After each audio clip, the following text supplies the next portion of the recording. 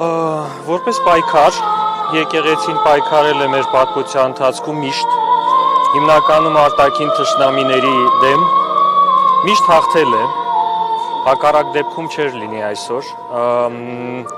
Թշնամիները փոխվում են եւ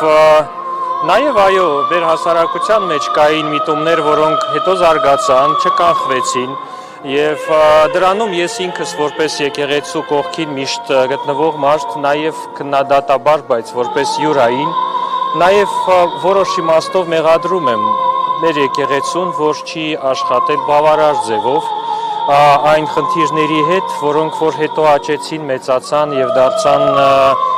բացահայտ։ Այդ խնդիրները օրինակ այն են, որ որոշ իմաստով ցուցադրաբար ենք հավատացել եւ ցուցադրական այդ մասնակցությունը ծեսերին որոշ դեպքերում եւ այդ դեպքերը շատացան իհարկե չէին իմաստավորվում, այնպես ինչպես պետք էր։ Մենք գիտեինք բոլոր այն մեղքերը, որոնք մեր եկեղեցին խնդրել է մեզ չանել, չգործել, բայց գործել ենք։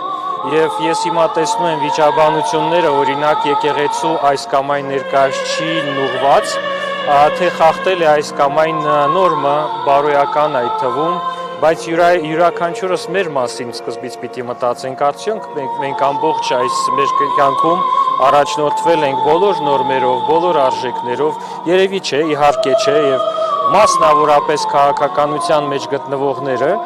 հայտնի է, որ քաղաքականությամբ զբաղվողը բարոյականության եւ անբարոյականության միշտ շեմին է գտնվում եւ այդ մարդիկ չէ, որ պիտի դատեն եկեղեցու բարոյականության մասին, սա սկզբունք է։ Եվ իսկ այսօր մենք տեսնում ենք նաեւ, որ տեղեկատվական այս քարոզչության մեջ եւ քաոսի մեջ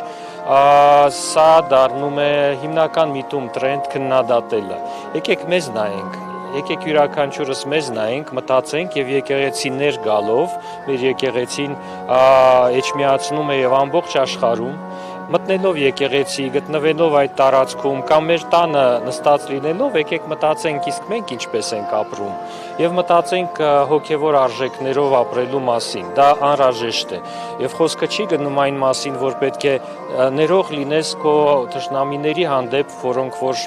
պետության դրսում են գտնվում, բայց յուրայինների հանդեպ ամեն մեկս մյուսի հանդեպ պիտի ավելի վերաբերվի բարեկամաբար, ես կասեի, մենք մեկ ընտանիք ենք, բոլորս։ Մտածելուց գործի է անցնում Նիկոլ Փաշինյանը եւ ասում է, որ ազատելու է մայրաթոռը ու գործողություններ է սկսում։ Այստեղ ինչ չեն վերջացրել մտածելը, գործի չեն ուզում անցնել։ Հա, այդ կողմը իշխանական կողմը իշխում է իսկապես եւ փորձում է իշխել բոլոր դիրքերում, այդ թվում նաեւ մեր ազգային ինքնության ոլորտում, որտեղ որևէ իշխանություն չի կարողացել ներթափանցել մինչև այսօր։ Հիմա նա փորձում է դա անել եւ մի քանի պատճառով առաջինը մրցակցություն է տեսնում, եկեղեցին ավելի ազգային է, քան ինքը։ Եվ օրինակ Փաշինյանը Սփյուռքի հետ հրաժարվեց աշխատել ի սկզբանե, մինչդեռ մեր եկեղեցին միակ երևի ինստիտուտն է, որը որ շարունակում է Սփյուռքում հայկականություն ապահովել եւ զարգացնել։ Ռեյտինգների առումով, երբ որ նայում ենք վարկանիշային ցուցանիշները, եկեղեցին 3 անգամ ավելի բարձր վարկանիշ ունի իր բոլոր վերելքներով եւ վայրեջքներով, քան այս իշխանությունը։ Ես չեմ խոսում կառավարության ռեյտինգի մասին, այն 4-5 անգամ ցածր է մեր եկեղեցու վարկանիշից եւ ցանկացած падգամավորի առանձին ռեյտինգը վարկանիշ ավելի ցածր է, քան ցանկացած հոգեվորականի։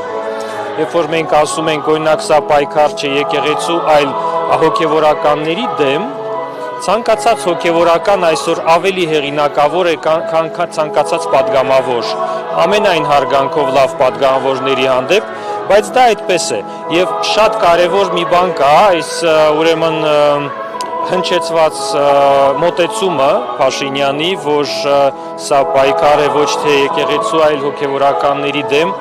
միանշանակ կամ անգրագիտություն է կամ միտումնավոր սխալ, որովհետև ես ինչպես ասել եմ եւ ասում եմ եւ կուզեի որ բոլորս դա հասկանանք, եկեղեցին հոգեվորականներն են,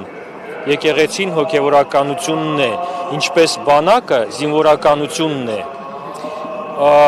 Մենք հիշում ենք ուրեմն մեր հայտնի երգերից մեկը, որ Երևանը ոչ թե փողոցներն են, շենքերը, այլ մենք ենք։ Նույն կերպով եկեղեցին ոչ թե շենքերն են, այլ հոգևորականությունն է եւ մենք հավատացյալներս։ Եվ սա է կարևորը, այնպես որ հոգևորականների դեմ պայքարելով եկեղեցու մասին է պայքարը, այդպես է դրված խնդիրը։ Պարոն Աթանասյան, ձեր նշած այդ քարոզչությունը Մայր Աթոռին ըմբոստացող կարգալից եղած Ստեփան Ասատրյանի գործելավոճը ինչ ազդեցություն կունենա մեր հասարակության վրա, այ ռեյտինգներից եք խոսում, ավելի կնվազեցնի Մայր Աթոռի եւ եկեղեցականների ռեյտինգը եւ ըստ այդմ նաեւ բարձրացնի իշխանականների ռեյտինգը, թե հակառակը։ Ես սա էլի, գիտեք, առանց ատելության խոսք տարածելով առավել եւս այս տարածքում, այս սուրբ տարածքում, ուղղակի օբյեկտիվ լինենք, ստացվում է այնպես, որ մենք ունենք ղեկավար պետության, ով որ հեռացվել է բուհից եւ հոգեվորական, ով հեռացվել է եկեղեցուց եւ իրենք հիմա միասին են, այնպես ինչպես եթե վատ երկու աշակերտ դուրս գար դպրոցից, հեռացվեին եւ խոսեին դպրոցի մասին, քննադատաբար, սա է որ տեսնում ենք, եկեք միացնենք մեր ուղեղը, միացնենք մեր պատիվը եւ արժանապատվությունը եւ սկսենք վերջի տարբերել լավն ու վատը, տարբերենք ճիշտն ու սխալը։ Մեր մեջ է լուծումը այս ամեն ինչի։